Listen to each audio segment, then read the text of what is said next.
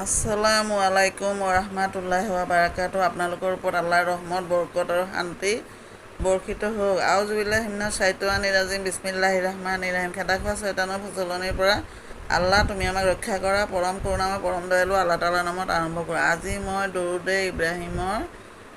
দৰুদে ইব্ৰাহিমীৰ অৰ্থটো ক'ব বিচাৰিছোঁ। সকলোৱে জনাৰ দৰকাৰ। আল্লাহুম্মা সাল্লি আলা মুহাম্মাদ ওয়া আলা আলি মুহাম্মাদিন কামা সাল্লাইতা আলা ইব্রাহিম আলা আলি ইব্রাহিম ইন্নাকা হামিদুম মাজিদ। আল্লাহুম্মা বারিক আলা মুহাম্মাদ আলা আলি মুহাম্মাদিন কামা বারাকতা আলা ইব্রাহিম আলা আলি ইব্রাহিম ইন্নাকা হামিদুম মাজিদ। এইটো অৰ্থ, হে আল্লাহ তাআলা, আপুনি ইব্ৰাহিম আলাইহিছ ছালামৰ ওপৰত যেনেকৈ ৰহমত দান কৰিছে, তেনেকৈ আমাৰ আখেৰী নবী দুজানৰ বাদশ্বাহ হজৰত মুহাম্মদ মুস্তাফা সাল্লাল্লাহু আলাইহি ছাল্লামৰ উম্মতৰ ওপৰতো ৰহমত দান কৰা।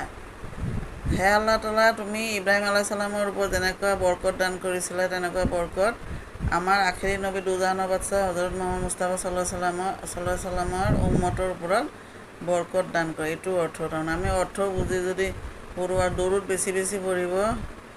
দৰুদ পঢ়িলে দুনিয়াতো কল্যাণ, আখেৰাততো কল্যাণ। আৰু দৰুদ পঢ়িলে আপোনাৰ এবাৰ দৰুদ পঢ়িলে 10 বাৰ ৰহমত আপোনাৰ ওপৰত নাজিল হয়। বুজি পাইছে? দৰুদ মানে নবীক চালাম জনোৱা, নবীক সন্মান কৰা। বুজি পাইছে? আজিলৈ আহোঁ। ভিডিঅ'টো ভাল লাগিলে আপোনালোকে লাইক, শ্বেয়াৰ আৰু ছাবস্ক্ৰাইব কৰিব নাপাহৰিব দেই। আজিলৈ আহোঁ।